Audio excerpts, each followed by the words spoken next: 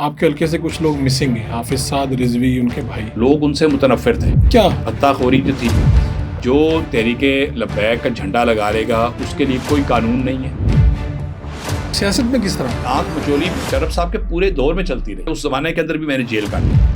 4 سال بعد ہی تو ڈنڈے پڑنا شروع ہو گئے تھے. نہیں تو انتخاب آپ لوگوں کا ہی کیوں؟ اور بھی تو لوگ تھے لاہور میں. یہاں سے مر کے ہی نکل گئے. حماد اظہر ان کے والد صاحب بہت ہوئے، ان کو صحیح طرح الیکشن نہیں لڑنے دیا، وہ بھاگے ہوئے. ہم بنیادی طور پہ سیاسی لوگ نہیں ہیں. تو اب آپ کے جو کزن ہیں وہ پی ٹی آئی لاہور کے صدر ہیں. لیٹسٹ علم نہیں ہے. آپ کا کاروبار کیا ہے؟ پچھلا سے لے کے آن ورڈ. تو آپ تو باقاعدہ کہہ سکتے ہیں یہ لاہور جہاں آج بنا ہے یہ ہمارے بڑوں کی زمین ہے.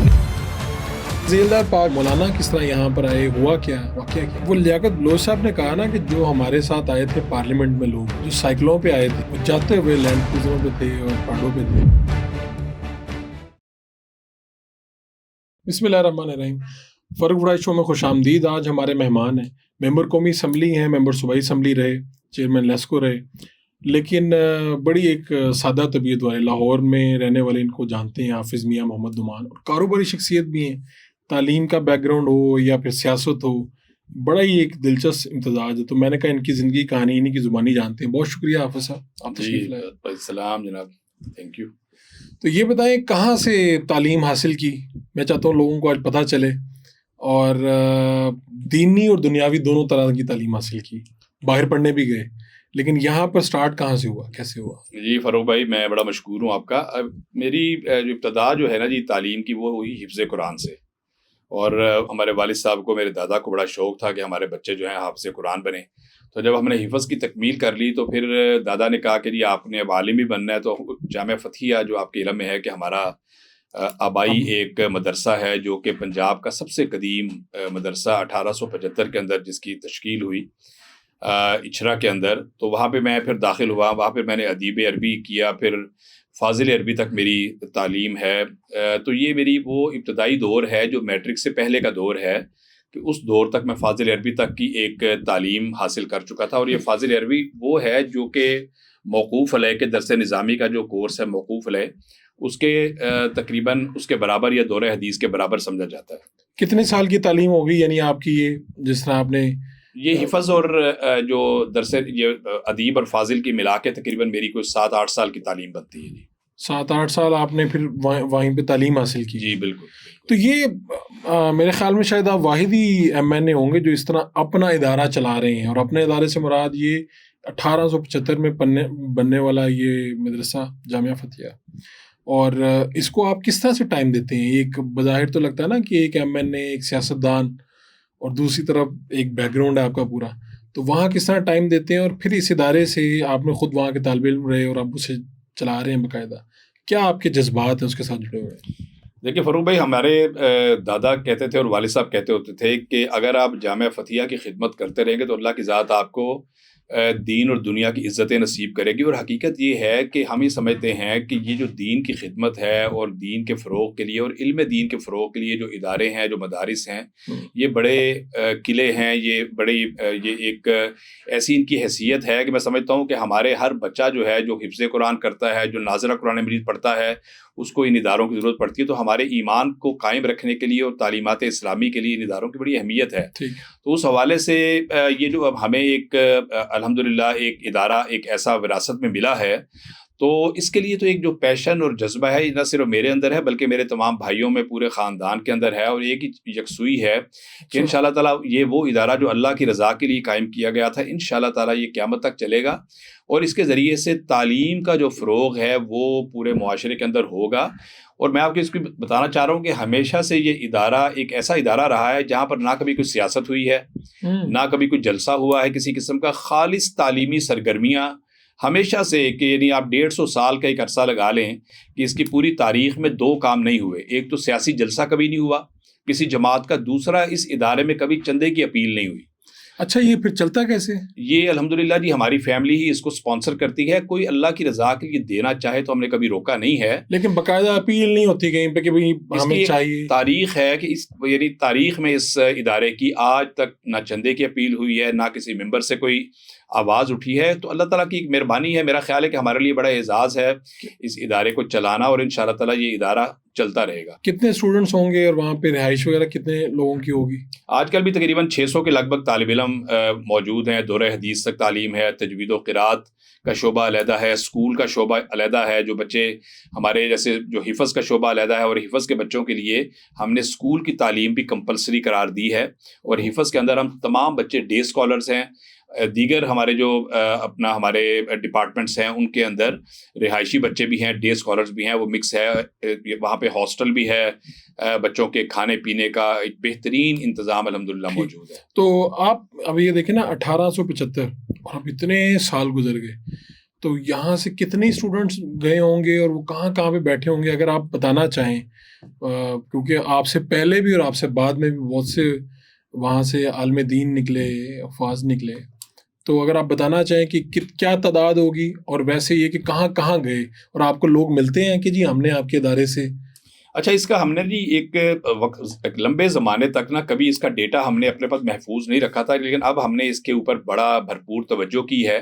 کہ جو ہمارے ایلومنائی ہیں, جو سابق طلبہ ہیں, بہت بڑے بڑے علماء یہاں سے نکلے. اور میں آپ کو یہ عجیب بات آپ اس کو محسوس کریں گے, بتانا چاہ رہا ہوں کہ ایک وقت تک اس ادارے کے اندر تمام طبقہ ہے فکر کے, تمام مکاتب فکر کے طلباء علماء یہاں پہ پڑھتے اور پڑھاتے رہے, جس کے اندر دیوبندی, بریلوی, اہل حدیث, حتیٰ کہ شیعہ علماء بھی یہاں سے پیدا ہوئے. اور یہ میں جب آپ کو اس کی ایک بات ہے, یہ تو بالکل یہ اس حوالے سے کہ یہ ابھی جو ہمارے اپنا علامہ ساجد نقوی صاحب, جی جی جی جو کہ تحریک جعفریہ کے قائد ہیں, ان کے استاد علامہ احمد یار نجفی جامعہ فتحیہ کے پڑھے ہوئے ہیں. اچھا, تو یہ ایک زمانہ تھا فاروق بھائی کہ جب لوگ معقولات اور منقولات کی تعلیم کے لیے جہاں پہ استاد اچھے ہوتے تھے تو پورے بر صغیر سے طلبہ وہاں رخ کرتے تھے. اور اس طرح کی فرقہ واریت کا کبھی کوئی کسی نے سوچا بھی نہیں تھا. جس طرح کے ایکسٹریم رویے آج ہمارے ہو گئے ہیں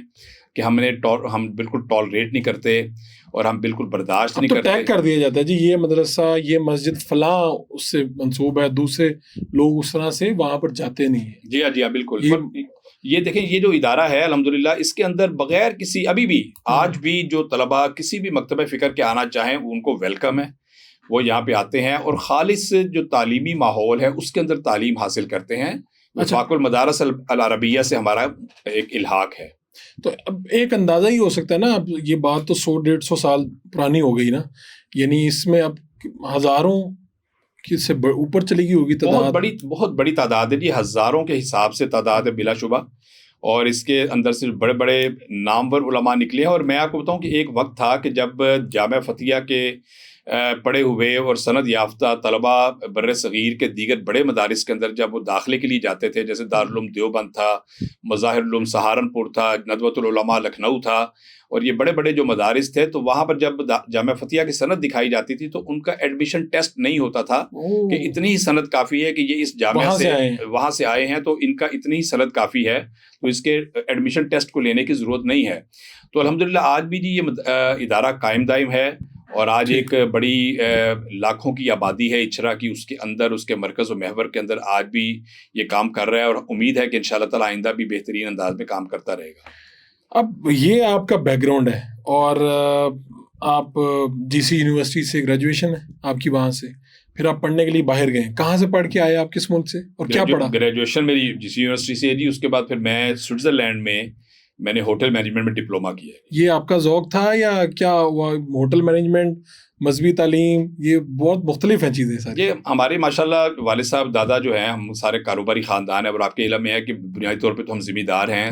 اور یہ جو اچھلا سے لے کے آنورڈ جو ساؤدرن لاہور کے اندر ایک زمانے میں ہمارا ذمہ دارہ رہا ہے, یہاں پہ ایگریکلچر تھا. زمین تو اللہ کی ملکیت ہوتی ہے, لیکن یہ ہے کہ جو پرانی ایک ذمہ داریاں لاہور کے اندر تھیں, ان میں سے ون آف ہماری فیملی تھی. یہ تو اب سوچا ہی نہیں جا سکتا کہ اچھرا سے لے کے یہاں تک یہاں پر کاشتکاری ہوتی تھی. اور آج امیجن کرنا, ہم خود جب گلبرگ میں آئے تو یہاں پر بیری کے درخت تھے, یہاں پر کھو ہوتے تھے, اور یہ ہم نے خود بھی کچھ تھوڑے تھوڑے مظاہر دیکھے ہوئے ہیں. لیکن ظاہر ہے کہ 1958 میں آپ کو یاد ہے کہ LIT ہوتا تھا, لاہور امپرومنٹ ٹرسٹ, تب یہ سارا علاقے اربنائز ہوئے.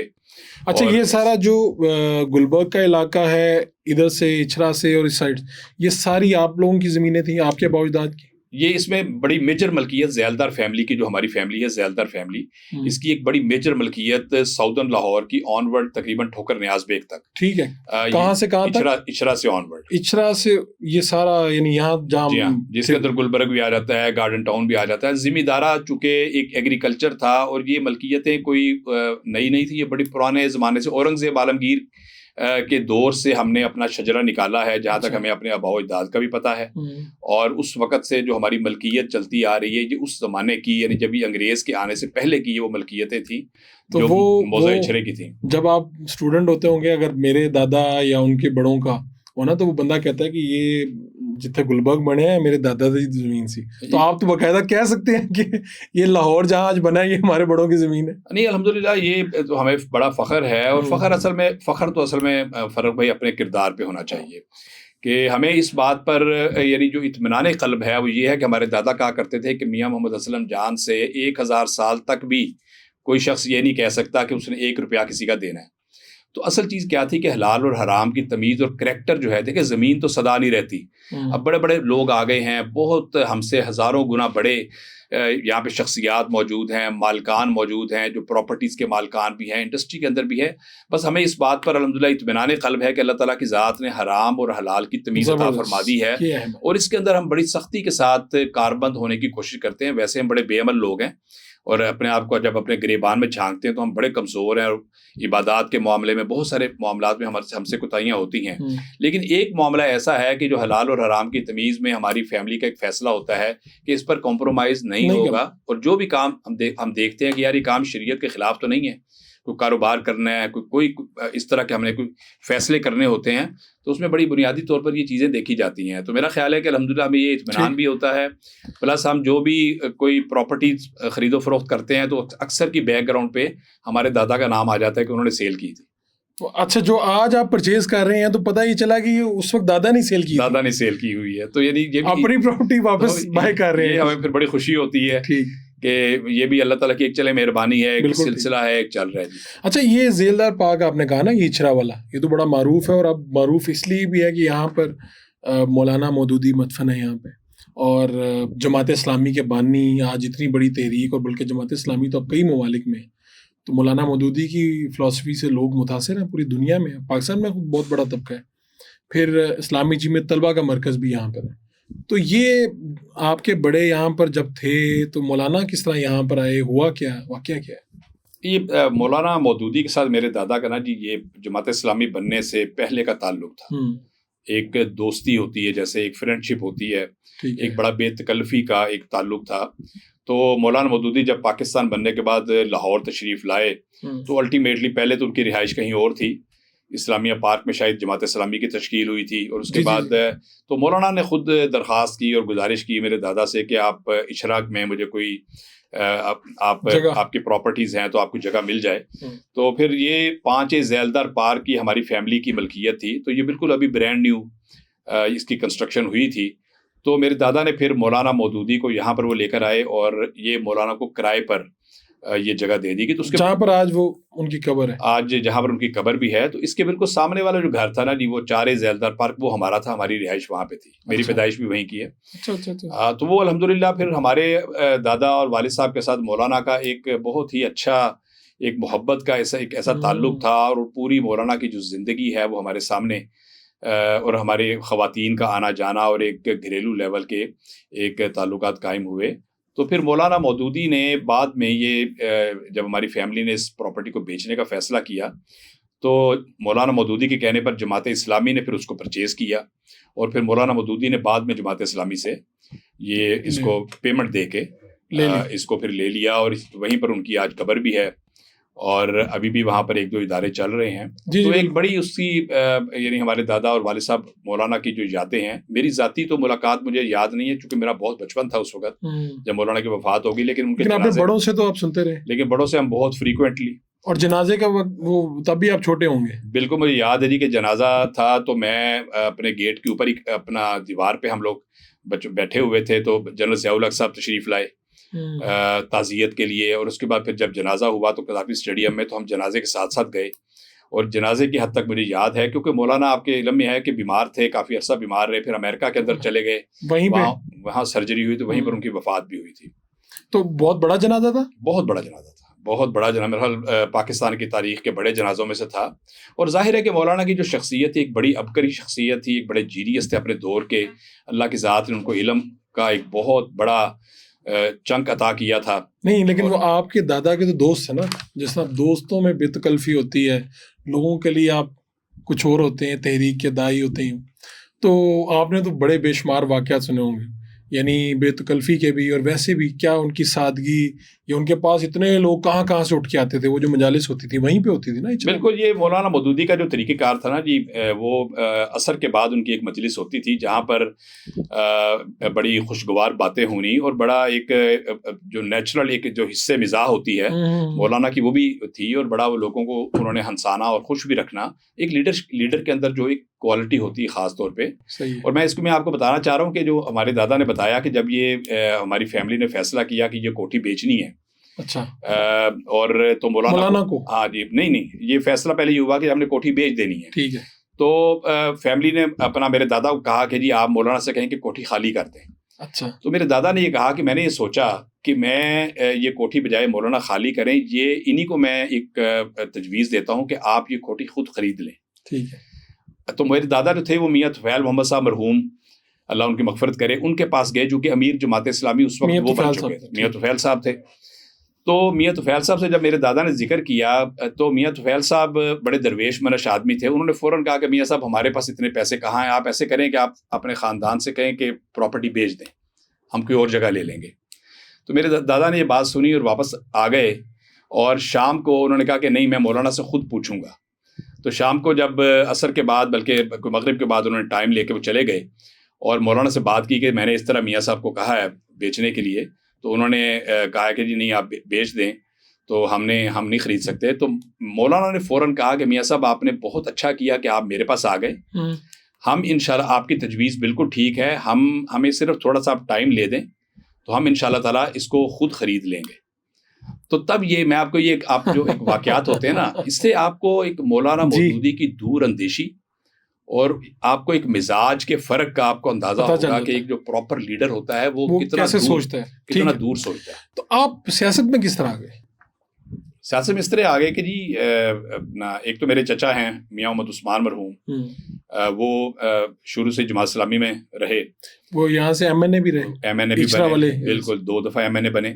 اب ان کا بیٹا تحریک انصاف میں, جی بالکل, وہ میاں اکرم, جی تحریک اسلام انصاف کے اندر وہ فیملی ہے, بھائی ہیں ہمارے.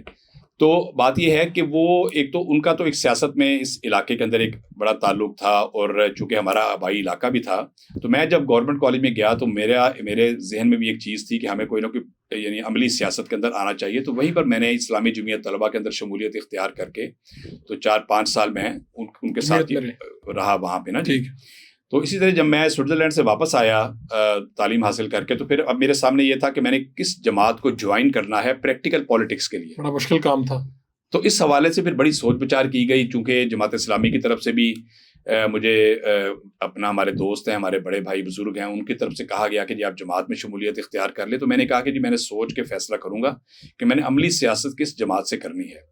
تو بہرحال جب میں نے فیصلہ کیا تو فیصلہ یہی ہوا کہ عملی سیاست جو ہے میں پاکستان مسلم لیگ نون کے پلیٹ فارم سے کروں گا. تو 1995 کے اندر جی پھر میں نے پاکستان مسلم لیگ نون میں شمولیت اختیار کی الحمدللہ, اور آج تک اسی پہ قائم. تو کس طرح سے شمولیت ہوئی تھی, یعنی کن کے پاس گئے تھے, یا کوئی کارکن سے آپ سٹارٹ ہوئے, یا کیا تھا نہیں ہم اس وقت کیا ماحول تھا؟ چودھری اختر رسول صاحب لاہور کے صدر تھے اس وقت, اور پرویز رشید صاحب آپ کے علم میں جنرل سیکرٹری ہوتے تھے لاہور کے. تو چودھری اختر رسول صاحب سے ہمارا ایک بڑا پرانا ایک بڑا اچھا تعلق تھا, ملنا جلنا تھا. وہ بھی سمنا آباد کے؟ جی بالکل, وہیں سے ایم پی اے تھے نا جی, وہ اچھرا سے اور سمنا آباد سے ایم پی اے تھے.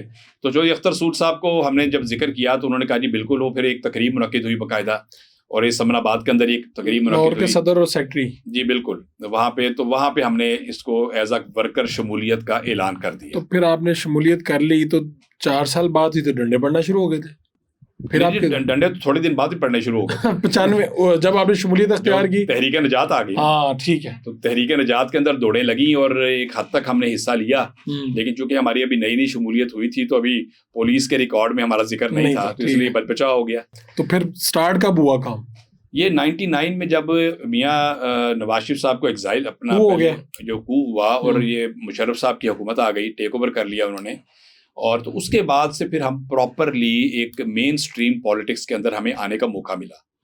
اور یہ دیکھیں پارٹیز کے اندر جب مشکل دور ہوتا ہے تب آپ کو لوگ نکلتے ہیں، آپ اگر محنت کرتے ہیں اور آپ کے اندر جرت اور حوصلہ ہوتا ہے تو پھر آپ کو اللہ تعالیٰ کی ذات موقع بھی دے دیتی ہے. یہ سب یہ تاثر کس حد تک درست ہے کہ اس وقت جو بڑے پرومیننٹ لوگ تھے وہ اپنے آپ کو انہوں نے چھپا لیا، اس طرح سے سامنے نہیں آئے؟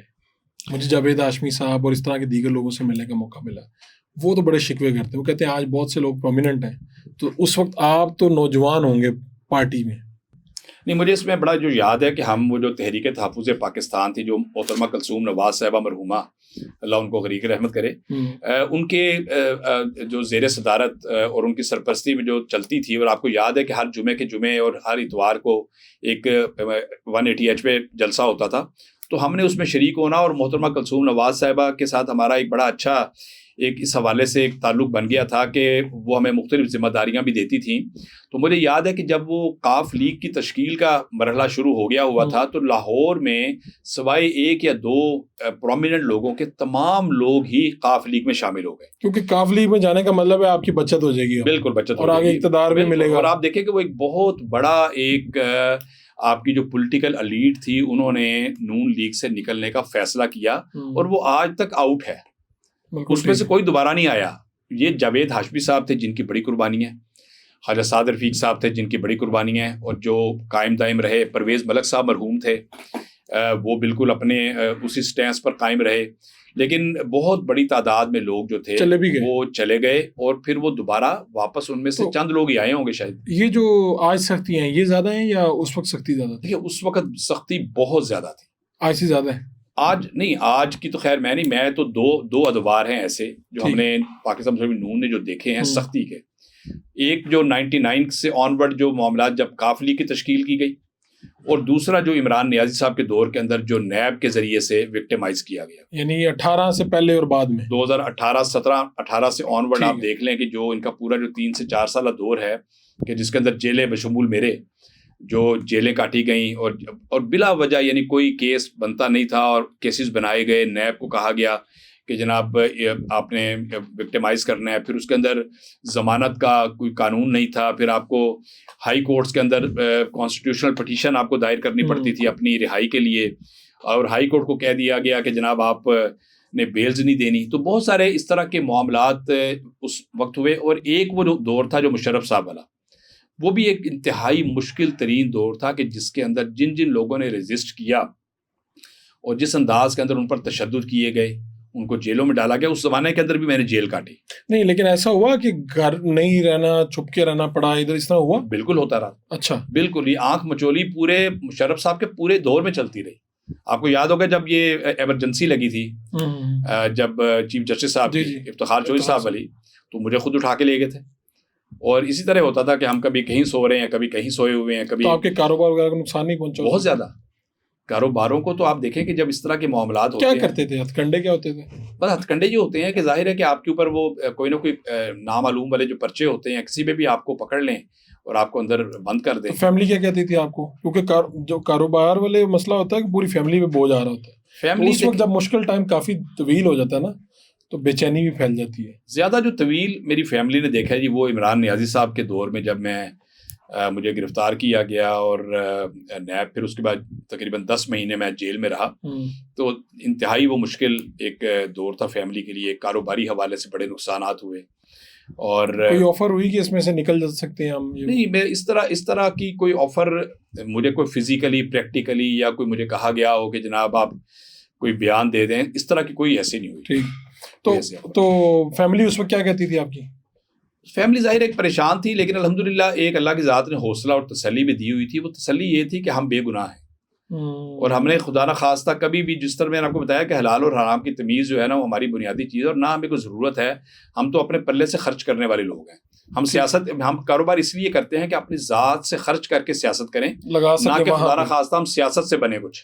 تو یہ جو 10 ماہ آپ رہے، تو اسیرانے کوڑ لگ پر نہیں، آپ کیمپ جیل میں تھے؟ کیمپ جیل میں. تو کیمپ جیل میں آپ کے ساتھ کون کون تھے؟ بڑے نامور لوگ تھے کیمپ جیل میں تھی ہمارے ساتھ بہت بڑی محفل تھی. محفل جمتی تھی شام کو. خواجہ سعد رفیق صاحب تھے, خواجہ سلمان رفیق صاحب تھے, راجہ قمر الاسلام صاحب تھے, فواد حسن فواد صاحب, آہد چیمہ صاحب, وسیم اجمل صاحب, اور ڈاکٹر اکرم چودھری صاحب جو وائس چانسلر سرگودا تھے. وہ پولیس والے بھی تو صاحب تھے نا. اور پولیس کے میرا خیال ایک اور بیوروکریٹ تھے, عثمان انور صاحب تھے, اور رائے اعجاز صاحب تھے. جو تو یہ کافی, اس کے علاوہ بھی یعنی کافی لوگ تھے وہاں میں, یا کافی لوگ تھے جن کو رینڈملی انہوں نے یا مختلف کیسز کے اندر الجھا کے.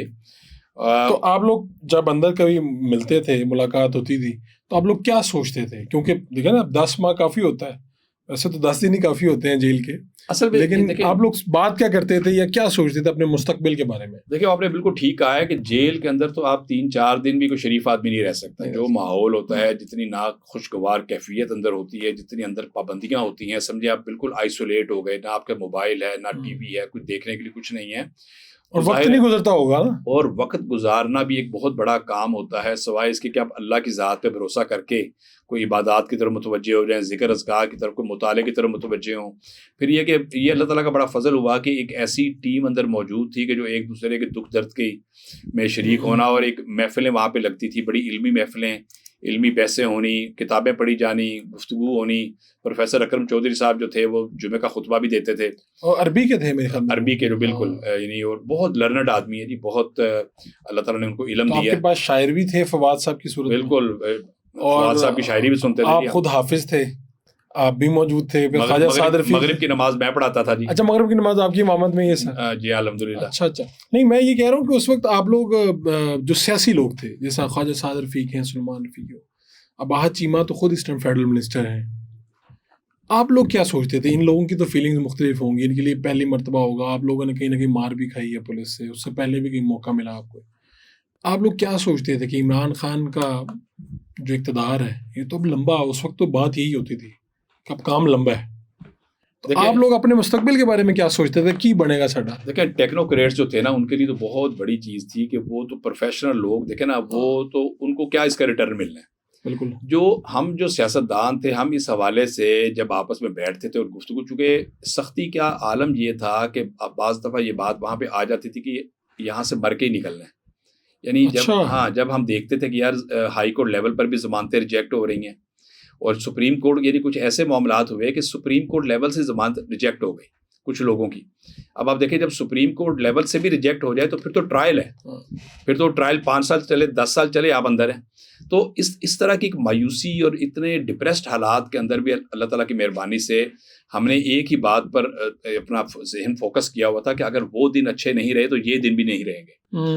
اور وہ جو ایک کسی کی وفات ہوئی تھی, وہ بھی انہی دنوں میں ہوئی تھی جب نیب کی حراست میں ہوئی تھی, ہتھ کڑی لگی ہوئی تھی کسی, میں خیال سرگودا یونیورسٹی کا کوئی کیس تھا جی. یونیورسٹی آف سرگودا کا ایک سب کیمپس تھا جو شدرا کے اندر بنا تھا, تو اس کو جو بنانے والے یا اس کو چلانے والے جو صاحب تھے, ان کی ڈیتھ ہوئی تھی. ان کی وہ ہمارے بالکل ہمسائیگی کے اندر ہی ان کا وہ جو, تو جب یہ ڈیتھ وغیرہ ہوئی ہوگی تو تب آپ لوگ آپس میں ہمارے سامنے ہی ان کو لے جایا گیا, اور میرا خیال ہے کہ ڈیتھ اس وقت ان کی ہو چکی ہوئی تھی. تو ان کو پھر جا کے وہاں پہ ایک بڑی بدقسمتی ہے ہمارے نظام کی کہ ہسپتال لے جانے سے پہلے ہتھ کڑی لگائی گئی. یعنی ایک شخص بالکل بے ہوش ہے اور جس کی تقریباً کلینکل ڈیتھ ہو چکی ہوئی ہے, اس کو پہلے ہتھ کڑی لگائی, کارڈک اریسٹ ہوا ان کو, تو ان کو ہتھ کڑی لگا کر وہاں سے باہر بھیجا گیا.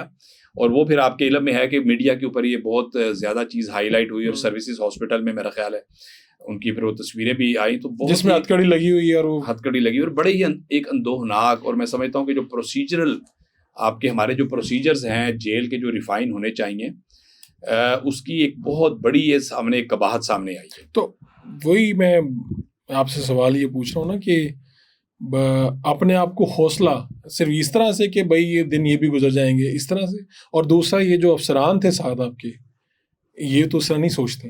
دیکھیں اصل چیز کیا ہوتی ہے, آپ لوگ سوچتے ہوں گے, آپ سیاستدان ہیں, کہ وہ نہیں سوچتے اس طرح کہ 99% جو کیسز تھے جو ان لوگوں کے, وہ بالکل وہ کیسز بنتے ہی نہیں تھے.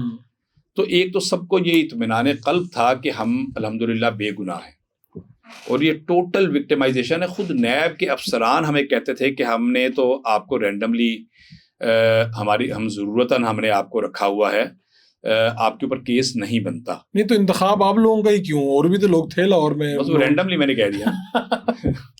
اچھا, ایک تو آپ کو یہ تھا کہ یار جھوٹے کیس ہیں, ختم ہی کرنے پڑیں گے انہیں. لیکن یہ بتائیں کہ بدنامی تو ہوتی ہے, آپ کا جس جگہ سے تعلق, جس علاقے سے آپ, جو آپ کے شان دادا کی, بڑوں کی, تو لوگ کہتے تو ہوں گے دیکھیں نا ان کا بیٹا اب جیل میں. دیکھیں میں تو جب اللہ تعالیٰ کی بڑی مہربانی ہے کہ میرا جب بھی کہیں نام آیا تو لوگوں نے ایک سیکنڈ کے اندر یہ بات کہی کہ یہ ٹوٹل جھوٹا کیس ہے, یا اس گھر سے الحمدللہ کوئی 1 روپے کی کرپشن یا ہیرا پھیری کا کوئی سوچ بھی نہیں سکتا. تو یہ ایک الحمدللہ کہ اعتماد جو ہے یہ اللہ کی ذات لوگوں کے دلوں میں بٹھاتی ہے, اور یہ آپ کے بڑوں کی ایک دعائیں ہوتی ہیں, ایک بیک گراؤنڈ ہوتی ہے. تو الحمدللہ دیکھیں بات یہ ہے کہ مشکلات تو بڑے بڑے پیغمبروں پر بھی آئیں, صحابہ کے اوپر بھی آئیں, اولیاء اللہ کے اوپر بھی آئیں, مجاہدین کے اوپر بھی آئیں, تو ہم تو ان کی پیروں کی خاک کے برابر بھی نہیں ہیں. پہلا الیکشن آپ نے جو ایم پی کا جیتا وہ کس سے جیتا ہے, کسے آپ نے شکست دی؟ میاں اسلم اقبال صاحب سے میرا مقابلہ ہوا 2008 میں, اور یہ کاف لیگ میں تھے. یہ کاف لیگ میں تھے, تو کاف لیگ کا تو پورا ماحول تھا. اور پھر یہ ہے کہ یہ ایک اسٹرانگ کینڈیڈیٹ تھے پورے پنجاب میں. میرا خیال سب سے زیادہ مضبوط ان کو امیدوار کہا جاتا تھا کاف لیگ کا, جن کے بارے میں کوئی تصور بھی نہیں کر سکتا تھا. الحمدللہ ان کو شکست دی اور 26,000 ووٹوں کی لیڈ سے دی. اور کیوں اتنے اسٹرانگ تھے, یعنی کیا مشرف صاحب کے قریب تھے, یا چودھری برادران کی قربت تھی, یا کیا اس کی اتنے مضبوط ہونے کی وجہ, یا ان کا اس ٹائم کیا ہوگا؟ ظاہر ہے کہ 5 سال وہ, اور آپ کا پہلا الیکشن تھا. میرا پہلا الیکشن تھا, 5 سال وہ وزیر بھی رہے, اور بے پناہ فنڈز کا استعمال بھی ہوا, اور لوگوں کے کام شام بھی انہوں نے کروائے ہوئے تھے. اور اس کے علاوہ ایک فل پاور کے ساتھ ایک انہوں نے اپنے علاقے کا سمجھے رول کیا ہوا تھا. ایک منسٹر, ظاہر ہے کہ اس زمانے کے منسٹر بھی پاورفل ہوتے تھے, کمزور تو نہیں ہوتے. کیا آپ نے یاد دلا دی ہے, ابھی بھی آپ کی حکومت ہے, ابھی بھی آپ کے منسٹرز ہیں, لیکن چلے میں سمجھ سکتا ہوں آپ جو کہہ رہے ہیں. الحمدللہ آپ بھی پاورفل. اچھا, تو پھر آپ نے ان کو شکست دی, تو پھر تو نواز شریف صاحب اور یہ سارے شہباز صاحب تو یہ تو بڑے حیران اور آپ سے متاثر ہو گئے ہوں گے اس وقت. نہیں, الحمدللہ لیڈرشپ جو ہے نا جی, میاں نواز شریف صاحب ہیں, میاں شہباز شریف صاحب ہیں, ہمیشہ انہوں نے میرے اوپر اعتماد کا اظہار کیا ہے, اور الحمدللہ ہمیشہ یعنی وہ بڑی ہی محبت کا مظاہرہ کرتے ہیں. اور جو بھی موقع آیا ہے, اگر میری کوئی سیاست کے اندر کوئی انٹرپشنز آئی ہیں تو میری اپنی غلطیوں کی وجہ سے آئی ہیں. ٹھیک ہے, میں تو اس کو اپنی ہی غلطیاں کہوں گا کہ بہت سارے جو معاملات ایسے ہوتے ہیں کہ جن کو سیاسی طور پہ دیکھنا چاہیے. تو اصل میں آپ کو بتاؤں کہ ہماری بیک گراؤنڈ ایسی ہے کہ ہم بنیادی طور پہ سیاسی لوگ نہیں ہیں, تو اس طرح کی سوچ ڈیولپ نہیں ہوئی ہوتی. بعض وہ جو اسٹریٹ فارورڈ آدمی ہوتا ہے نا جی, تو وہ جب آپ سیدھی بات زیادہ کرتے ہیں نا جی, تو وہ بات کرنا بھی بعض دفعہ مناسب نہیں ہوتا, تکلفات بھی ضروری ہیں. تو جو آپ کے بڑے ہیں وہ سیاست وغیرہ میں جب اس طرح آپ کی انٹری ہو رہی تھی وہ, تو اس وقت ان کے کیا خیالات تھے, ان کے جذبات کیا تھے؟ بھائی اوکے ہے, نہ کرو, چلے جاؤ, کیا کریں؟ بہت لمبا عرصہ میرے والد صاحب نے مجھے پریکٹیکل سیاست کی اجازت نہیں دی, یعنی انتخابی سیاست میں آنے کی. سن 2002 کے اندر بھی مجھے پوچھا گیا تھا کہ آپ گلبرگ سے آپ کانٹیسٹ کریں. سردار ذوالفقار علی خان کھوسہ مرحوم نے میرے سے بات کی, تو میں نے والد صاحب سے پوچھا تو والد صاحب نے انکار کر دیا. کیا وجہ؟ وجہ یہ تھی کہ بیٹا یہاں پر حلال اور حرام کی تمیز ممکن نہیں ہے, یہ انہوں نے مجھے کہا. اچھا, میں خاموش ہو گیا. میں نے سردار صاحب کو کہا, میں نے کہا سردار صاحب والد صاحب نہیں مان رہے. پھر جب 2008 کا موقع آیا تو پھر میں نے والد صاحب سے دوبارہ, اور میں نے کچھ عزیز و اقارب کی سفارشیں وغیرہ بھی کروائیں, تو میں نے کہا جی مجھے آپ اجازت دیں کہ میں الیکشن کانٹیسٹ کروں. تو انہوں نے مجھے ایک ہی بات کہی کہ بھائی اجازت میں دے رہا ہوں, لیکن اس شرط کے ساتھ کہ اگر کہیں پر بھی کوئی حلال اور حرام کی تمیز کرنے کا اگر ایسا مسئلہ بن جائے تو آپ نے سیاست چھوڑ دینی ہے, اور آپ نے بالکل اپنے آپ کو اس آزمائش میں نہیں ڈالنا. تو یہ ایک ہمارے والد صاحب کے آپ کہہ لیں کہ وہ سختی تھی, یا ایک ان کا ایک ذہن تھا کہ بنیادی طور پر جو علائشات ہیں ان سے ہم نے انشاءاللہ تعالیٰ بچنا ہے. تو یہ تو آزمائش آپ کو آج بھی دیکھنی پڑتی ہوگی, کیونکہ سیاست ہے, ہمیں تو پاکستان کی سیاست کا پتہ ہے. ہاں بالکل. پھر کرتے کیا ہیں آپ؟ یہ واقعی ایک, میں آپ کو تھوڑی دیر پہلے ہی بتا رہا تھا کہ ایک مشکل کام ہے, اور میں بعض دفعہ اپنے آپ کو انفٹ محسوس کرتا ہوں اس ماحول کے اندر جہاں پر یعنی تکلفات کے نام پر جھوٹ بولا جاتا ہے, اور لوگ بات پہ ہے. اور پھر یہ ہے کہ ایک حقوق العباد کی جو ہے پامالی وہ بڑی عام ہے. میں آپ کو اب دیکھیں, بات یہ ہے کہ یہ ہم کسٹوڈین ہیں اس فنڈز کے, جو گورنمنٹ کے فنڈز آتے ہیں ہم اس کے کسٹوڈین ہیں جی. یہ قوم کی ایک امانت ہوتی ہے, جو فنڈ ہوتا ہے یہ غریبوں, یتیموں اور بیواؤں کا پیسہ ہے.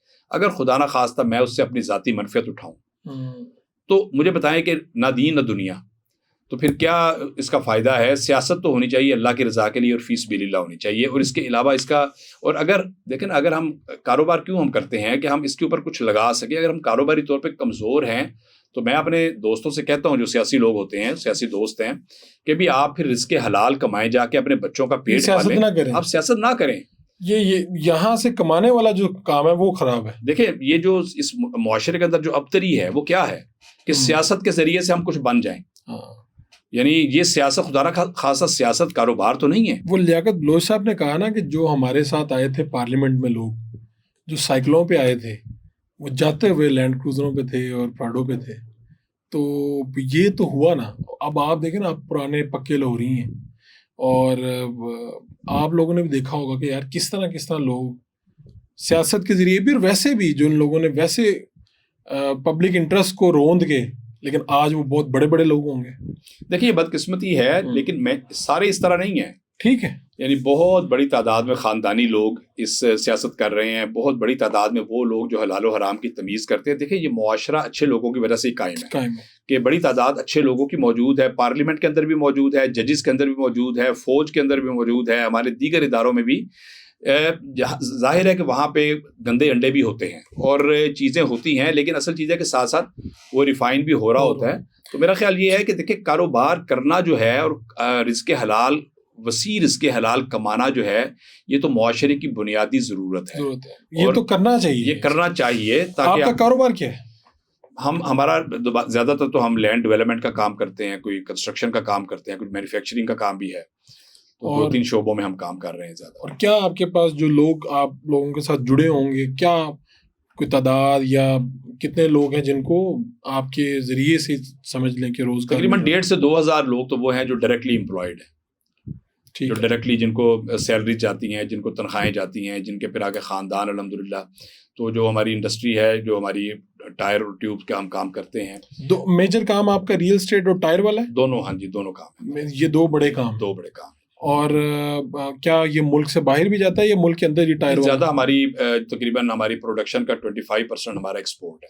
اچھا، 25%. ہم نے ایک ٹارگٹ بنایا ہوا ہے کہ ہم نے اپنی پروڈکشن کا 20 سے 25% ہر صورت ہم نے ایکسپورٹ میں لے کے آنا ہے، تاکہ ایک جو ہماری کریڈیبلٹی پوری دنیا کے اندر بنے، اور اس ملک کے اندر جو ہے نا جی وہ ایک ڈالر آنا چاہیے، پیسے آنے چاہیے. ایکسپورٹ پروموٹ ہوگی تو ملک ترقی کرے گا. آپ کا جو بیلنس ہے، ہمارا بیلنس آف پیمنٹ ہے جو وہ ٹھیک ہوگا. تھوڑا سا ادھر جا کے سوال پوچھ رہا ہوں، لیکن میں نے کہا ایکسپرٹ بیٹھے ہوئے ہیں تو پوچھ ہی لیتا ہوں.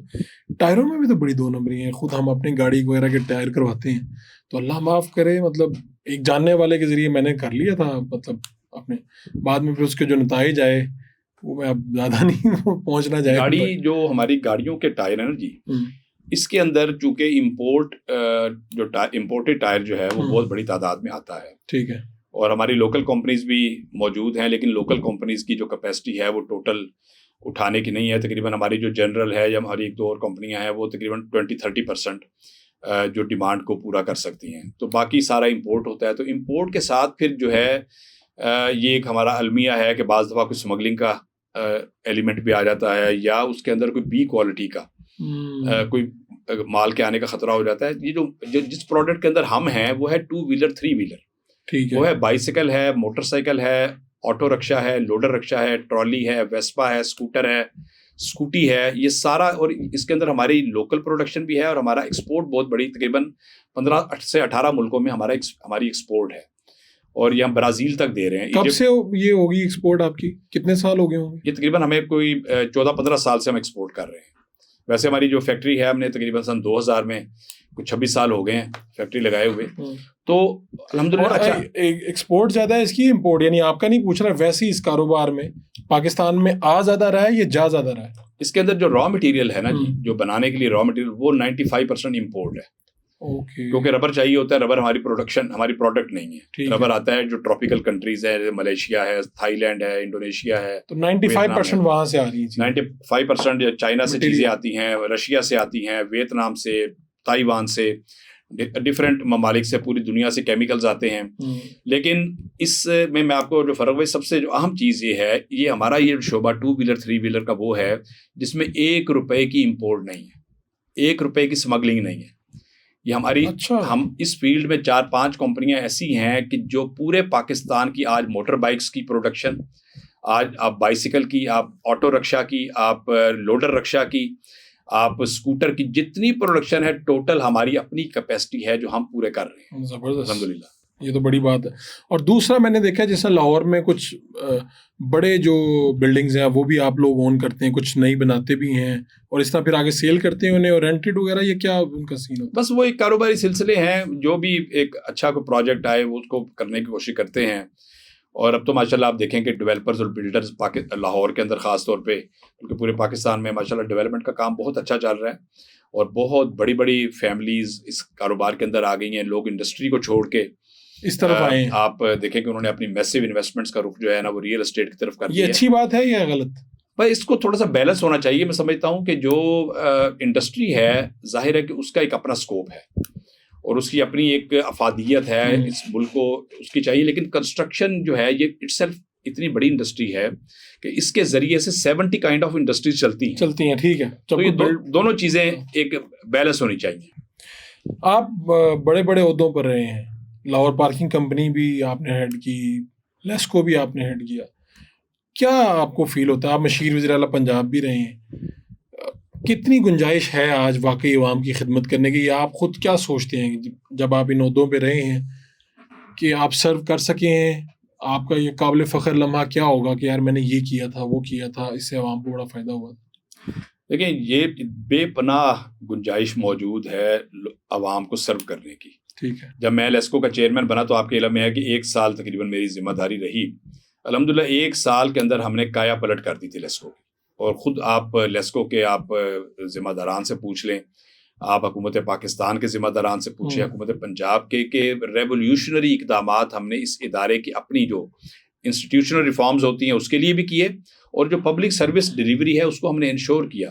اور میں بتانا چاہ رہا ہوں کہ 1 سال میں جو اپنا جو میٹر لگتا ہے 2 فیز میٹر ہے یا 3 فیز میٹر ہے، تقریباً 6 لاکھ کی تعداد میں، سنگل فیز میٹر سے لے کے 3 فیز میٹر تک 6 لاکھ کی تعداد میں ہم نے میٹر نئے لگوائے. اور پینڈنسی جو ایک سال میں اور یہ جو پینڈنسی جب ہم آئے تو تقریباً 11 ماہ کی پینڈنسی تھی سنگل فیز میٹر لگنے کی، اس کو ہم 15 دن پہ لے کر آئے. نہیں، کیا اتنی دیر کیوں لگتی تھی آپ کے آنے سے پہلے؟ اس لیے کہ انوینٹری زیرو تھی، میٹر اویلیبل نہیں ہوتے تھے، تھوڑے تھوڑے آتے تھے. اور پھر اس کے علاوہ جو ڈیفیکٹو میٹر ہیں، آج بھی آپ دیکھیں کہ بہت بڑی شکایت یہ آتی ہے کہ جناب میرا میٹر چل نہیں رہا اور مجھے ایسٹیمیٹڈ بل آ رہا ہے. جی. تو وہ ایسٹیمیٹڈ بل جو ہوتا ہے وہ الٹیمیٹلی زیادہ ہوتا ہے، وہ پبلک کی جیب پہ بہت بڑا بوجھ پڑتا ہے. اچھا، ڈیفیکٹو میٹر اویلیبل نہیں تھے، تقریباً 3 لاکھ تو ہم نے ڈیفیکٹو میٹر تبدیل کروائے. 4000 کے قریب ٹرانسفارمرز ہم نے نئے لگوائے. اس کے علاوہ ہم نے جو ٹرانسمیشن لائنز کی امپروومنٹ کے لیے بڑا کام کیا. پھر اس کے بعد جو انسٹیٹیوشنل ریفارمز کے اندر جو لیسکو ہے، لیسکو کو ERP کروایا، انٹرپرائز ریسورس پلاننگ، جو اس کو ٹوٹل سافٹ ویئر کے اوپر لے کر آئے. اور جو ایک پہلے سے ایک ایگریمنٹ موجود تھا فرگوسن کمپنی کے ساتھ، KPMG کے ساتھ، جس میں ان کی ٹیمز نے آ کے اس پہ امپلیمنٹیشن، تو اور وہ پینڈنگ ہوا پڑا تھا، وہ ہم نے الحمدللہ 1 سال کے اندر اس کی امپلیمنٹیشن کروائی. ٹھیک ہے. اور آج آپ دیکھیں کہ گراس روٹ لیول تک جو ہے جو پروسیجرل بے ضابطگیاں وہ ریڈیوس ہوئی ہیں.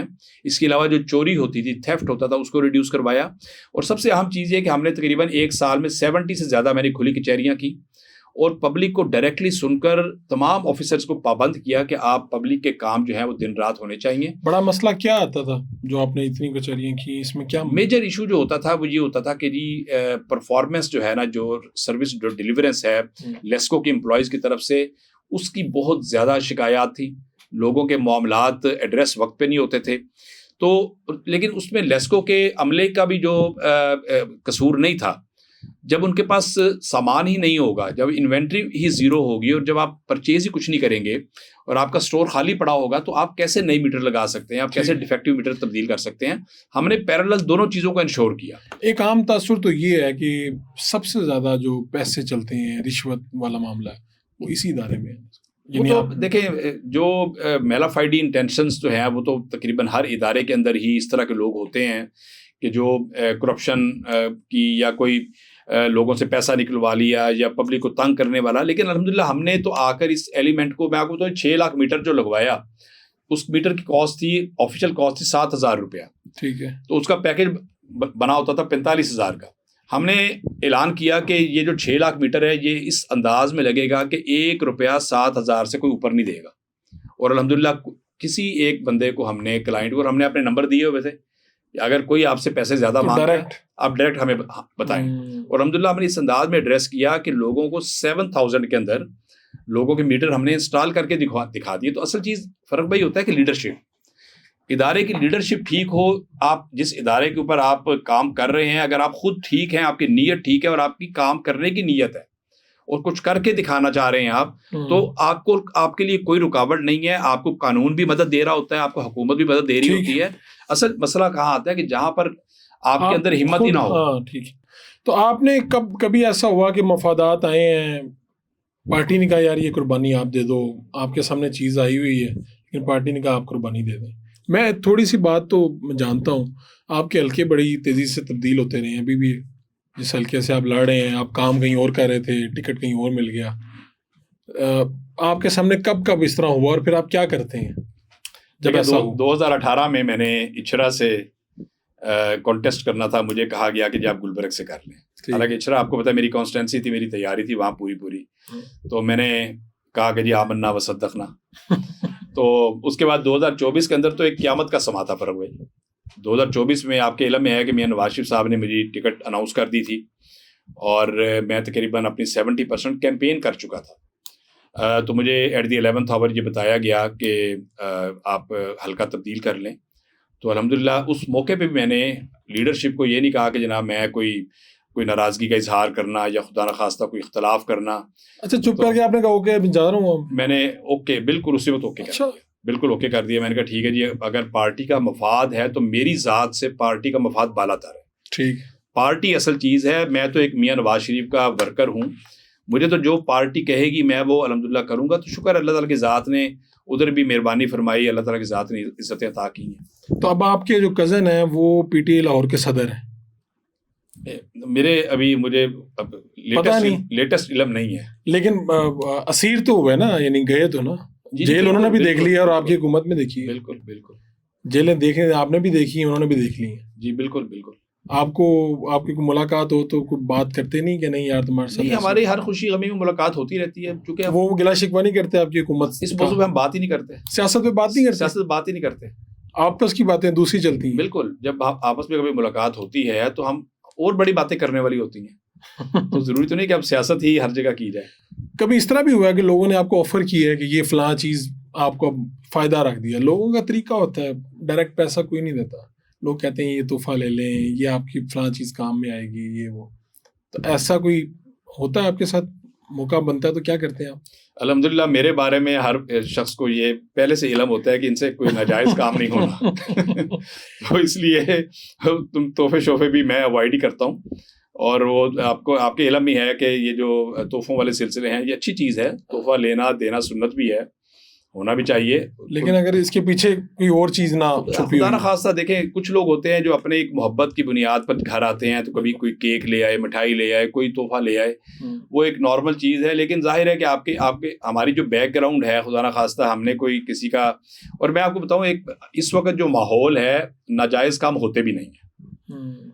میرا یہ خیال ہے کہ 90% سے زیادہ, یعنی آپ ابھی کی بات کریں at this point of time میں آپ کو بتا رہا ہوں, پنجاب کے اندر اور مرکزی حکومت کے اندر جو میں نے سسٹم بھی دیکھ لیا. اب چیزیں محکمانہ کرپشن اپنی جگہ پر موجود ہے. وہ ایک دیکھیں ایک چھوٹی موٹی جو ہوتی ہے نا جی, کوئی انعام کرام, یعنی کسی تھانے میں پیسے چل رہے ہیں یا وہ چیزیں تو چل رہی ہیں. جی ہاں, آپ یہ کہہ رہے ہیں کہ جس طرح لوگ کہتے تھے ڈی سی بننے کے لیے, اے سی بننے, وہ کام نہیں ہو رہا. جی اس سے بھی آگے بڑھ کے جو بہت سارے کام ایسے ہو جاتے تھے کہ جس کے اندر جب دیکھیں اب اس وقت یہ ہے کہ ٹرانسپیرنسی کی طرف ایک بہت زیادہ معاشرہ جا رہا ہے.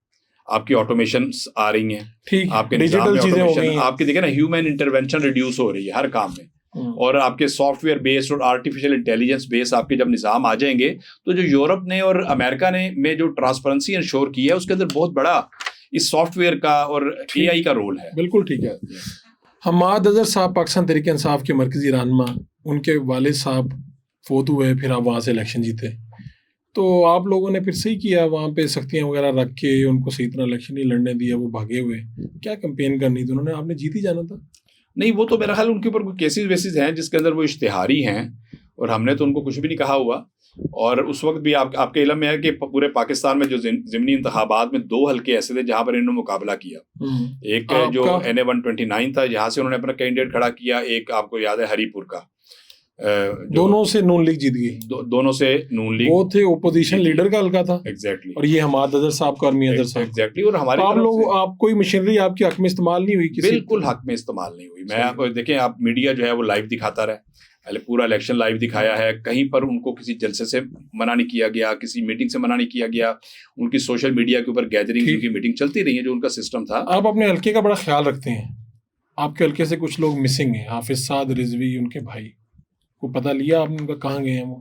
دیکھیے بات یہ ہے کہ یہ ایک جو تحریک لبیک کا ایشو یہ آپ کے حلقے میں ہے نا ویسے؟ بالکل, ان کا جو مرکز ہے وہ ہمارے حلقے کے اندر ہے, UC-95 ہے, وہاں پہ ان کا مرکز بھی ہے, مسجد ہے, اس کے پیچھے بہت بڑا ایک جو محلہ ہے. اور میں آپ کو بتانا چاہ رہا ہوں کہ جب یہ TLP والا آپریشن ہوا تو بہت بڑی تعداد میں وہاں سے نوجوان جو تھے ان کو بھی اپنا وہ گھروں سے اٹھایا گیا, اسی UC سے جو کیا گیا, تو اس کی پھر ہم نے ری انویسٹیگیشن کروائی. اچھا, ہم نے پھر حکومت سے درخواست کی کہ آپ ری انویسٹیگیشن کریں. آپ کے پاس لوگ آئے ہوں گے؟ میرے پاس لوگ آئے, خواتین آئیں, مائیں بہنیں آئیں, پورے علاقے کے لوگ آئے کہ جی ہمارے بچوں کا قصور نہیں ہے, غلط فہمی میں اٹھا لیا. تو ظاہر ہے جب ایک ہنگامہ ہو رہا ہوتا ہے تو پھر ایک اس میں بعض دفعہ پتہ نہیں چلتا. تو بہرحال ہم نے ری انویسٹیگیشن میں بڑی تعداد کے اندر لوگوں کو فوری ریلیز کروا دیا. اچھا, جو غلط فہمی میں جو غلط فہمی میں اندر گئے تھے. اب یہ ہے کہ دیکھیں فاروق بھائی, بات یہ ہے کہ آپ اگر اسٹیٹ کے اندر اسٹیٹ بنا لیں اور اگر آپ جتھے کی سیاست شروع کر دیں, تو ہمارے علاقے میں جو تحریک لبیک نے جس انداز کے اندر رول پلے کیا ہوا تھا, لوگ ان سے متنفر تھے. کیا مسئلہ؟ بڑی شدید نفرت تھی. ایک تو یہ ہے کہ جی بھتہ خوری جو تھی, اور اس کے بعد پھر اس انداز کے اندر آپ کے حلقے میں جی بالکل اس انداز میں امپریشن دے دیا گیا تھا کہ جو تحریک لبیک کا جھنڈا لگا لے گا اس کے لیے کوئی قانون نہیں ہے, جو رکشے والا جھنڈا لگا لے گا اس کا چلان نہیں ہو سکتا, وہ جو مرضی کرے, جو ریڈی والا لگا لے گا اس کی ریڈی کو کوئی دائیں بائیں نہیں کر سکتا, چاہے وہ پورے رائٹ آف. ایک تاثر اس طرح کا بنتا جا رہا تھا ایک لوکل لیول کی, جس طرح تو پولیس بار بار آپریشن کرتی تھی, لیکن اس کے باوجود آپ کے علم میں ہے کہ جو سرکاری عملہ ہوتا ہے وہ بھی ایک حد تک ڈرتا ہے. جب ایک آپ اس انداز یہ لوگ کارکن ہوتے تھے یا ان کا نام جھنڈا جو لگا لیتا تھا وہ کہتے تھے جی اب فلاں مل گئی, اب کچھ نہیں ہوگا ہمیں؟ یہ ایک اوور آل آپ یہ دیکھیں کہ بہت ساری رکشا ایسوسیشن ان کے ساتھ لگ گئی تھیں, بہت سارے یہ جو ریڈی والے جو ہیں ہمارے, حالانکہ غریب لوگ ہیں اور ہم سمجھتے ہیں کہ ان کا حق ہے کاروبار کرنا, اللہ کی ذات ان کو مزید کاروبار دے, ان کو ترقیاں دے, جو ریڈی پہ مال ہے وہ سارا ان کی وہ پوری دنیا ہے. تو لیکن یہ ہے کہ ایک جتھے کی ایک کا جو ایک تاثر ہے وہ ایک بڑا وہاں پہ, پھر اور ہر وقت وہ ملتان روڈ کو جب چانا بند کر دینا.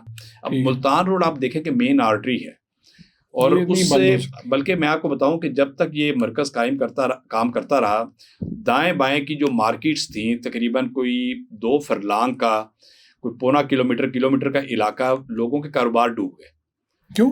یعنی وہ اس لیے کہ وہ اتنا ڈسٹرب وہ ایریا ہو گیا کہ وہاں پر گاہک نے آنا جانا بند کر دیا, اور بار بار مرکز کی وجہ سے, جی مرکز کی بار بار کی بندش. تو اس طرح کے جو حالات پیدا ہوئے, تو اصل چیز ہوتی ہے کہ تنظیم جو بھی کام کرنا چاہتی ہے وہ کرے قانون کے دائرے میں رہ کے. تو اب مسجد وہاں پر چل رہی ہے اس وقت یا بند ہے؟ میرے علم میں نہیں ہے, میں کیونکہ لیٹسٹ میں نے وزٹ نہیں کیا, میرا ادھر سے کبھی گزر نہیں ہوا. کیونکہ درمیان میں آئی تھی کہ یہاں سے وہ جو خادم رضوی صاحب کا مزار ہے وہ بھی یہاں سے شفٹ کرنے کی تیاری, ایسی کوئی بات نہیں. یہ صرف افواہیں تھیں. یہ ایسے میرے خیال افواہیں تو آپ کو بہت پھیل جاتی ہیں. اور آپ کی خود ان سے سعد رضوی صاحب سے ملاقاتیں ہیں؟ میری کوئی ملاقات نہیں. آج تک ملاقات نہیں؟ آج تک نہیں ملاقات. شاید یہ وجہ کہ آپ 24 میں پہلی مرتبہ اس حلقے میں گئے تھے. میں فرسٹ ٹائم چونکہ گیا تھا, تو میرے اس انداز کے اندر میری کوئی, اور تو ان کے مخالف امیدوار آپ کے کھڑے تو ہوئے تھے الیکشن میں, اس میں نہیں ہوئے, 24 میں ہوئے تھے. 24 کے اندر بھی یہ کھڑے ہوئے تھے الیکشن میں, اور اس الیکشن کے اندر بھی میرا خیال کوئی ان کے ایک آدھے امیدوار تھے, شاید ان کے نام سے نہیں تھے لیکن وہ انہی کے تھے. ہاں انہی کے تھے. تو پھر آپ کو نہیں پتا کہ وہ کدھر ہیں, کس طرح ہے؟ نہیں, مجھے بالکل کوئی اس بات کا علم نہیں ہے, اور نہ میرا کوئی. اور متعلقہ لوگ بھی وہاں سے ہلکے سے آئے بھی نہیں آپ کے پاس اس ٹائم, وہاں کے لوگوں کو کچھ شکایت تو نہیں اس ٹائم؟ اس وقت سارے لوگ بڑے راضی ہیں, بڑے خوش ہیں. بالکل لوگ بالکل ایگری ہیں, اور الحمدللہ ہم نے دن رات ان کے کام بھی کروائے ہیں. ان کے الیکٹرک کے کام تھے, ان کی گلیاں بن گئی ہیں, ان کے تمام ڈیولپمنٹ کے کام الحمدللہ ہو رہے ہیں. آپ کی زندگی کی سب سے بڑی خواہش کیا ہے؟ میری زندگی کی سب سے بڑی خواہش ہے کہ اللہ تعالیٰ ہم سے کوئی اچھا کام لے لے, کوئی ایسا کام ہو جو کہ جس سے عوام کی فلاح ہو, ٹھیک ہے, جس سے ہماری دین اور دنیا میں ترقیاں ہوں, اور کوئی ہم اس ملک کی میں کنٹریبیوٹ کر سکیں اس ملک کی ترقی کے لیے, کوئی ایسا ہم ایک رول پلے کر سکیں, یہ میری خواہش ہے. تو آپ نے شہباز صاحب کے ساتھ کام بھی کیا, پھر مریم نواز صاحبہ کے ساتھ بھی کام کیا, تو آپ یہ ذمہ داری کس طرح سے ملتی ہے؟ یعنی آپ کی ایکسپرٹیز تو سارے بخوبی واقف ہیں, ابھی آج کل آپ کے پاس پارلیمانی سیکرٹری کون سا آپ کے پاس ڈپارٹمنٹ ہے؟ مجھے پلاننگ اینڈ ڈیولپمنٹ کی جو منسٹری ہے اس کا میں پارلیمانی سیکرٹری, مجھے نوٹیفیکیشن احسن اقبال صاحب کے ساتھ. احسن اقبال صاحب کے ساتھ. ٹھیک ہے, آپ تو پلاننگ کے آدمی ہیں, ٹھیک جگہ پہ پہنچ گئے ہیں. بالکل ٹھیک. ڈیولپمنٹ پتہ نہیں اب آپ کرتے ہیں نہیں کرتے, پلاننگ تو کر لیں گے. نہیں, پلاننگ اینڈ ڈیولپمنٹ بڑا ایک اہم ادارہ ہے, اس میں کوئی شک نہیں. اور آپ نے دیکھا کہ جتنی منسٹریز ہیں ان کا ساروں کا جو نچوڑ ہے دار و مدار وہ پلاننگ اینڈ ڈیولپمنٹ کے اوپر ہوتا ہے, جہاں چیزیں ریشنلائز ہوتی ہیں, پھر اسپیشل انیشیٹوز. پاکستان کیسے آگے بڑھے گا یہ, اور پاکستان کے جو کرائسس ہیں کیسے ختم ہوں گے, پلاننگ اینڈ ڈیولپمنٹ دیکھتی ہے نا اسے؟ بالکل یہ دیکھتی ہے, اور پلاننگ اینڈ ڈیولپمنٹ کے تحت ہی اگلا جو ویژن ہے کہ آپ کا, جیسے بھی آپ نے کہا کہ پاکستان کیسے آگے بڑھے گا, تو ویژن 2030 کیا ہونا چاہیے, ویژن 2040 کیا ہونا چاہیے, اگلے 5 سال میں, 10 سال میں, 15 سال میں اس قوم کو کس مقام پہ پہنچنا چاہیے, اس کو دیکھنا, چیزوں کو بڑا غور و اس میں بصیرت کے ساتھ ان پر غور و فکر کرنا, اور پھر اس کے مطابق پلان بھی دینا. اور اصل چیز پھر ہوتی ہے کہ آیا جب آپ حکومت کو پلان دیں تو تمام منسٹریز اور آپ کے ادارے پھر اس پلان کے اوپر عمل کریں, پھر ہی آگے بڑھ سکیں. پھر آگے بڑھ سکیں. بہت شکریہ آپ کا حافظ صاحب. جزاک اللہ.